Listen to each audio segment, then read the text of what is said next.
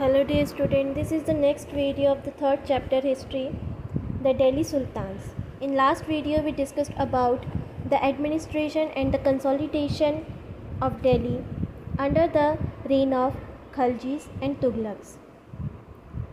Last video में हमने दिल्ली सल्तनत किस तरीके से एडमिनिस्ट्रेट किया जाता था और किस तरीके से उसे कंसोलिडेट किया गया, इकट्ठा किया गया।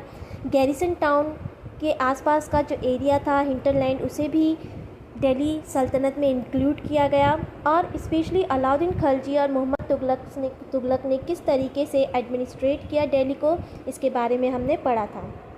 इन this video we will differentiate between Alauddin Khilji and the Muhammad Tughlaq's administration. इस वीडियो में हम अलाउद्दीन खिलजी और मोहम्मद तुगलक के बीच में डिफ्रेंशिएट करेंगे, उनके एडमिनिस्ट्रेशन को डिफ्रेंशिएट करेंगे, मतलब उनमें विभिन्नताएं देखेंगे।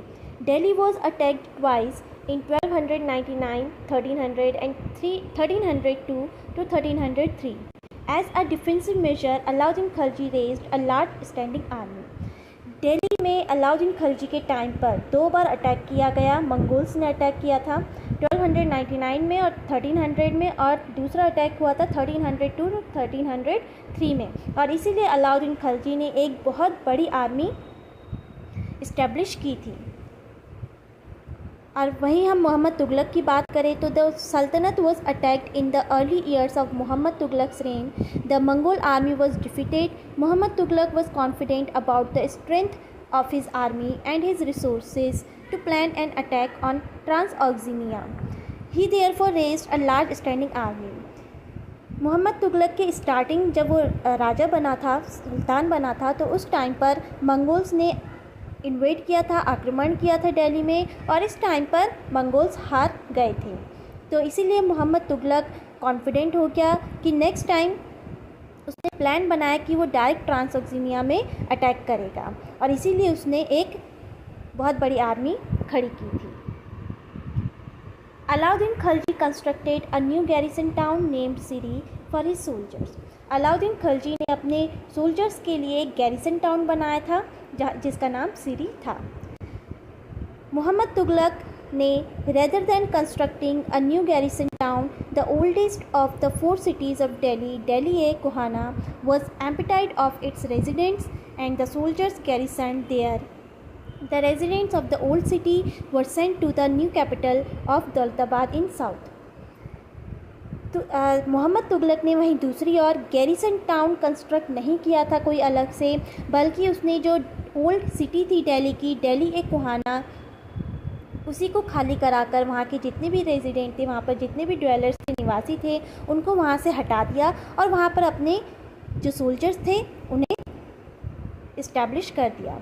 और जो रेजिडेंट्स थे, जो ड्वेलर्स थे दिल्ली-ए-कोहाना के, उन्हें जो उसने न्यू सिटी बनाई थी दौलताबाद कैपिटल सिटी, वहाँ पर इस्टेब्लिश कर दिया।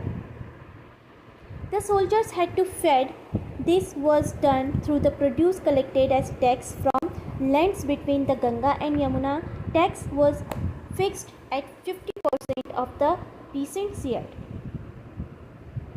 अब जब इतनी बड़ी आर्मी रेज की थी अलाउद्दीन खिलजी ने, तो इसके लिए उसे फेड भी करना था, उसे उन लोगों को किस तरीके से वो सर्वाइव करेंगे, सोल्जर्स किस तरीके से सर्वाइव करेंगे, उन्हें सैलरी किस रूप में दी जाएगी, इसके बारे में भी सोचना था। तो इसीलिए अलाउद्दीन खिलजी ने जो भी गंगा और यमुना से टैक्स लिया जाता था, और ये टैक्स जो पीसेंट्स होते थे उनका जितना भी प्रोड्यूस होता था, जितना भी प्रोडक्शन होता था, उसका 50% एज अ टैक्स राजा को देना पड़ता था, और यही टैक्स सोल्जर्स को पे करने में किया जाता था। Produce from the same area was collected. हम तुगलक की बात करें, मोहम्मद तुगलक की, produce from the same area was collected as tax to feed the army.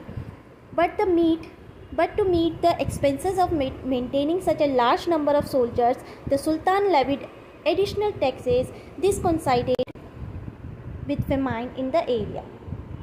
अब मोहम्मद तुगलक ने क्या किया, इसने भी टैक्स कलेक्ट किया था, but to meet the expenses of maintaining such a large number of soldiers, लेकिन इसकी आर्मी बहुत ज़्यादा बड़ी थी और उसके सारे एक्सपेंसेस जितने भी खर्चे थे और उसे किस तरीके से अच्छे से मेंटेन किया जा सके, इसके लिए उसने कुछ एडिशनल टैक्सेस भी लेविट किए थे। लेविट मतलब लागू करना, इम्पोज करना। लेकिन प्रॉब्लम ये थी कि ये जो टैक्सेस थे उस वक्त लागू किए गए जब उस एरिया में फेमाइन हो गया था। फेमाइन मतलब होता है सूखा पड़ना। जब किसी जगह में कल्टीवेशन सही से नहीं होता और पानी की कमी हो जाती है तो वहाँ पर जो नेचुरल कैलेमिटी आती है, जो प्राकृतिक आपदा आती है, उसे फेमाइन कहते हैं। अब हम अलाउद्दीन खिलजी की बात करेंगे। The soldiers had to be paid. Alauddin choose to pay his soldier salary in cash rather than इक्तास। अब अलाउद्दीन खिलजी ने क्या किया था, सोल्जर्स को इक्ता देने के बजाय उन्हें कैश में सैलरी देता था। The soldier would buy their supplies from merchants in Delhi. और जब सोल्जर्स को पे किया जाता था, उन्हें कैश में सैलरी दी जाती थी, तो मर्चेंट से दिल्ली से सामान खरीदते थे। ऐसा इसलिए था and it was thus fear that merchants would raise their prices. ऐसा इसलिए किया था उसने ताकि जब सोल्जर्स किसी मर्चेंट से कोई सामान खरीदे तो मर्चेंट जो सुल्तान है उसके बताए हुए जो फिक्स प्राइस है उसी में ही बेच रहा है या नहीं, इसका भी पता लग जाता था, ताकि मर्चेंट अपनी मनमानी से पैसे ना ले लोगों से। To stop this Alauddin control the price of goods in Delhi. और इसीलिए दिल्ली में अलाउद्दीन खिलजी ने पहले से ही हर एक सामान का जो प्राइस था उसे फिक्स कर रखा था। Prices were carefully surveyed by officers and merchants who did not sell at the prescribed rates were punished. और इसीलिए ऑफिसर्स रखे गए थे ताकि वो केयरफुली सर्वे करें टाइम पर कि मर्चेंट्स प्रॉपरली काम कर रहे हैं या नहीं, या फिर किस चीज़ का क्या दाम होना चाहिए। और मर्चेंट्स अपना काम सही से करें, वो प्रेस्क्राइब्ड दाम में ही अपना सामान को बेचें, इसके लिए भी ऑफिसर्स रखे गए थे। और अगर ऐसा नहीं करते थे मर्चेंट्स तो इसके लिए उन्हें पनिश किया जाता था। वहीं दूसरी तरफ जो मोहम्मद तुगलक था, Muhammad Tughlaq also paid his soldiers. ये भी अपने सोल्जर्स को पे करता था कैश सैलरी ही पे करता था। But instead of controlling prices he used a token currency. लेकिन उसने प्राइसेस को कंट्रोल नहीं किया था, उसको प्रेस्क्राइब नहीं किया था मर्चेंट्स के लिए, बल्कि इसने एक नया सिस्टम शुरू किया था that was called token currency. इसने token currency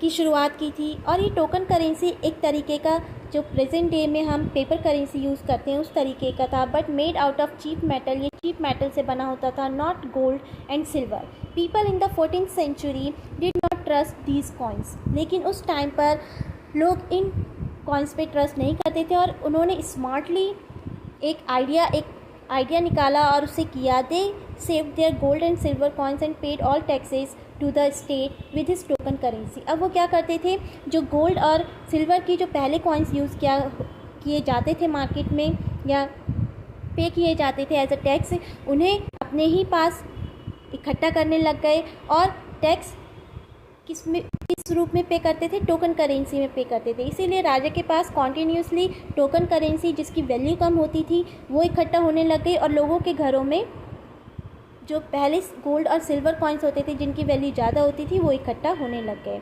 this cheap currency could also be counterfeited easily. और ये जो टोकन करेंसी थी इसे ईजीली जाली जो पैसे बनाए जाते हैं वो भी बनाए जा सकते थे।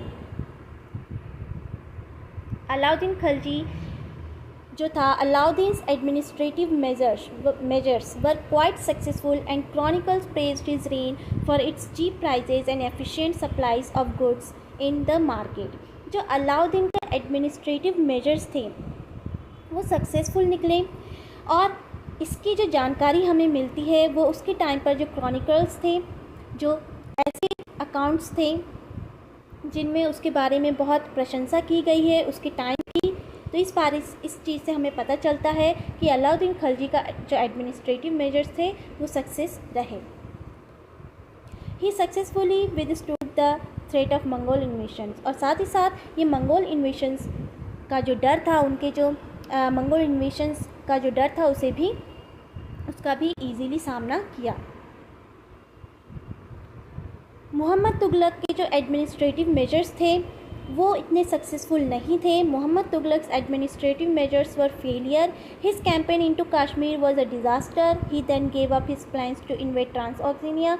जब कश्मीर में उसने युद्ध किया उस वक्त वो डिफीट हो गया, और उसका जो आइडिया था कि वो ट्रांसऑक्सिनिया में डायरेक्ट इन्वेड करेगा, आक्रमण करेगा और वहाँ के मंगोल्स को हरा देगा, उस आइडिया को भी उसने स्टॉप कर दिया। एंड डिस्बैंड हिज लार्ज आर्मी, और जो उसकी बहुत बड़ी उसने लार्ज आर्मी स्टैंड की थी उसे भी कम कर दिया। Meanwhile his administrative measures created complications. The shifting of people of Daulatabad was resented, और इस तरीके से जो उसके दूसरे मेजर्स थे, जैसे कि दौलताबाद को एज ए कैपिटल बनाना और वहाँ पर सारे जितने भी लोग थे जो दिल्ली में थे उन्हें वहाँ पर शिफ्ट कर देना, इस वजह से उसकी जो जनता थी वो रिसेंटेड मतलब होता है गेट एंग्री, वो गुस्सा हो गई। The raising of taxes and famine in the Ganga Yamuna belt led the wide spread rebellion, और जब गंगा यमुना के आसपास के जो किसान थे उस पर उसने एक्स्ट्रा टैक्स लगाया तो वहाँ के किसानों ने भी रेबेलियन मतलब विद्रोह शुरू कर दिया। And finally the token currency had to be recalled, और at the end token currency को भी ख़त्म कर दिया गया। तो इस तरीके से जितने भी मेजर्स इसने एडमिनिस्ट्रेटिव मेजर्स इसने इम्पोज किए थे वो सभी फेल रहे। In this list of Muhammad Tughlaq's failure, we sometimes forget that for the first time in the history of Sultanate, a Delhi Sultan planned a campaign to capture Mongol territory. Mohammad Tughlaq और जो अलाउद्दीन खिलजी था उसी के time पर Mongols के जो आक्रमण थे उसका सामना किया first time. Unlike Alauddin's defensive measures, Mohammad Tughlaq's measures were conceived as a part of military offensive against the Mongols. जहाँ पर हम बात करते हैं कि अलाउद्दीन खिलजी ने मंगोल्स के अगेंस्ट एक डिफेंसिव आर्मी स्टैंड की थी, मतलब अपने बचाव के लिए एक आर्मी स्टैंड की थी, वहीं मोहम्मद तुगलक ने अपने बचाव के लिए नहीं बल्कि एक इतनी लार्ज आर्मी जो स्टैंड की थी वो सीधा मंगोल्स पर अटैक करने के लिए की थी। मोहम्मद तुगलक का जो आइडिया था वो ये था कि वो डायरेक्ट जो मंगोल्स टेरिटरी है ट्रांसऑक्सिनिया वहाँ पर अटैक करेगा। The Sultanate in the 15th and the 16th century. Take a look at table 1 again. You will notice that after the Tughlaqs, the Sayyid and Lodhis dynasty ruled from Delhi and Agra until 1526. 1526 तक 15 और 16 century की बात है जब तुगलक्स के बाद सैयद और Lodhi dynasty आई और इन्होंने 1526 तक दिल्ली में राज किया। But then Jaunpur, Bengal, Malwa, Gujarat, Rajasthan and the entire South India had independent rulers who established flourishing states and prosperous capital. लेकिन उसके बाद जौनपुर, बंगाल, मालवा, गुजरात, राजस्थान ये जितने भी एरिया थे, स्पेशली साउथ इंडिया का जो एरिया था वो सभी दिल्ली सल्तनत के जो रूलर्स थे उनसे अपने आप को इंडिपेंडेंट कर लिया था। इंडिपेंडेंटली वो अपने एरिया, अपनी टेरिटरी में रूल कर रहे थे। This was also the period which saw the emergence of new ruling group like the Afghans and the Rajput. ये वही टाइम है जब अफगान्स न्यू रूलिंग ग्रुप आए, इमर्ज हुए, एग्जिस्ट हुए अफगान्स और Rajput. Some of the states established in this period were small but powerful and extremely well administered. इस time पर जो स्टेट इस्टेब्लिश्ड हुए वो छोटे ज़रूर थे लेकिन बहुत ज़्यादा पावरफुल थे और साथ ही साथ बहुत अच्छे से एडमिनिस्ट्रेट करते थे। उनमें से एक थे शेर शाह सूरी, जिन्हें शेर शाह सूर भी कहा जाता है, and who ruled 1540 to 1545। Started his career as the manager of small territory of his uncle in Bihar.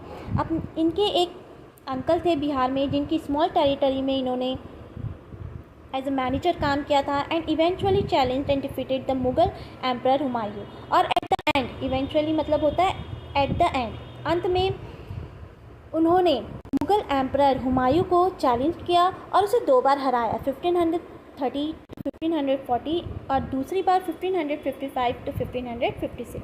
Sher Shah captured Delhi and established his own dynasty. और जो मुग़ल एम्परर थे हुमायूं, उसे हराने के बाद उसने दिल्ली में एज अ एम्परर राज किया, शेर शाह सूरी ने. ऑल्दो द सूर dynasty ruled for only 15 years 1540 to 1555.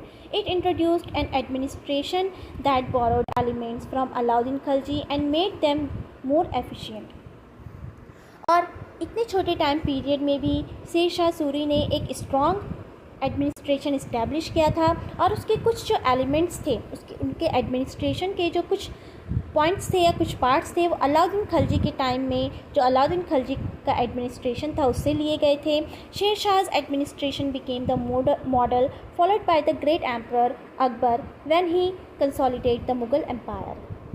और शेर शाह सूरी का जो एडमिनिस्ट्रेशन सिस्टम था उसे अकबर ने भी बोरो किया था. अकबर ने भी उन्हीं एडमिनिस्ट्रेटिव सिस्टम को अपने टाइम पर लागू किया था जब उसने मुग़ल एम्पायर को कंसोलिडेट किया.